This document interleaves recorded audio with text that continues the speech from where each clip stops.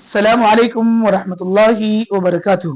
मुहतरम नाज़रीन, हम माहिद इज्जा से गुजर रहे हैं और आइंदा कल बिल्कुल कल यानी जुमा का दिन जो है वो दिन यौम अरफा का दिन है। उस दिन की बड़ी फजीलत है। वही दिन वुकूफ अरफा यानी हाजियों का एक अहम और अजीम रुकन हज का जो होता है उस रुकन की अदायगी का दिन है और उस दिन के रोजे की बड़ी फजीलत हदीस शरीफ में आई है। प्यारे आका सल्लल्लाहु अलैहि वसल्लम ने इरशाद फरमाया, सौम यौम अरफा अहतसिबु अलल्लाहि अन युकफ्फिर अस्सनत अल्लती क़ब्लहु वल्लती बअदहु औ कमा क़ाल सल्लल्लाहु अलैहि वसल्लम।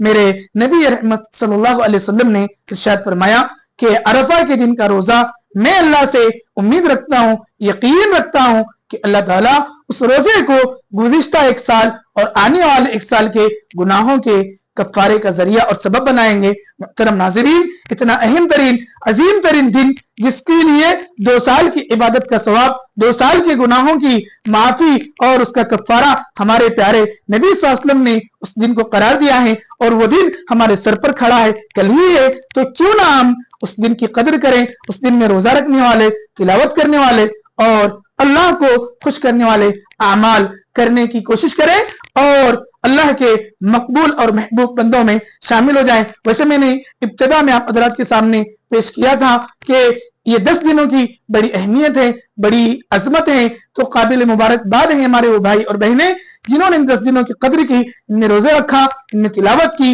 इनमें रातों में इबादत का एहतमाम किया। ये लोग कामयाब हैं और अल्लाह ताला इन तमाम की इबादत को कबूल फरमाए और इनकी इबादत का दारैन में बेहतरीन बदला अता फरमाए और दारैन की सुरखुरई इन्हें अता फरमाए और हम तमाम को और मिल्लत इस्लामिया को यौम अरफा की कदर करने वाला और उस दिन रोजा रखने वाला, नमाजों का एहतमाम, कुरान मुक़द्दस की तिलावत का एहतमाम और अल्लाह का जिक्र करने की तौफीक अल्लाह हमें अता फरमाए। व आखिर दावाना अनिल हम्दुलिल्लाहि रब्बिल आलमीन।